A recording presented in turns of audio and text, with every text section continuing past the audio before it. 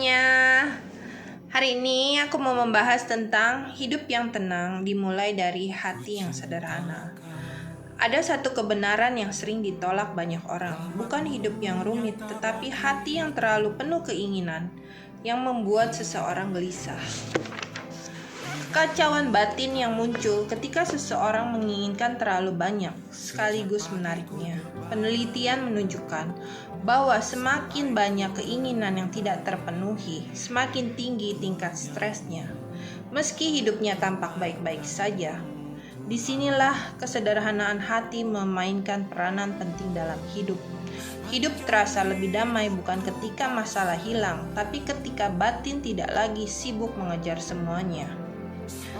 Ciri-cirinya apa aja? 1. Hati sederhana tidak mengejar semuanya, sekaligus hanya yang benar-benar penting.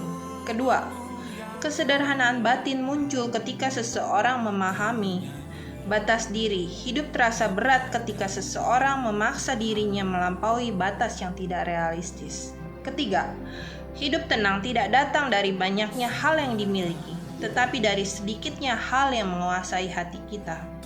Keempat, kesederhanaan membuat seseorang lebih hadir di momen yang sedang dijalaninya. Kelima, hati sederhana lebih mudah mensyukuri hal kecil. Syukur bukan soal ukuran, tetapi soal perhatian. Orang yang terbiasa melihat hal besar sering tidak menyadari keindahan hal-hal kecil yang mengelilinginya. Keenam, kesederhanaan dalam hati mengurangi konflik internal. Ketujuh, hati sederhana menciptakan ruang untuk menerima diri apa adanya.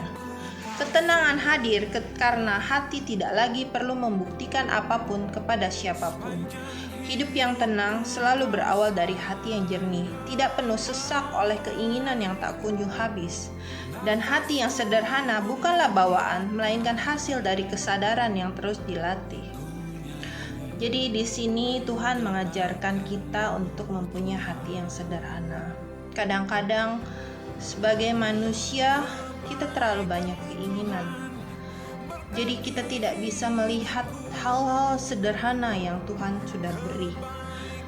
Sama seperti saya merasa ketika saya bersyukur, ketika saya merasa hati saya damai, saya dapat melihat hal-hal kecil yang Tuhan sudah banyak beri di dalam hidup saya. Tetapi ketika saya tidak bersyukur, saya tidak melihat itu semua. Saya hanya melihat kekurangan dan sesuatu yang belum ada di hidup saya.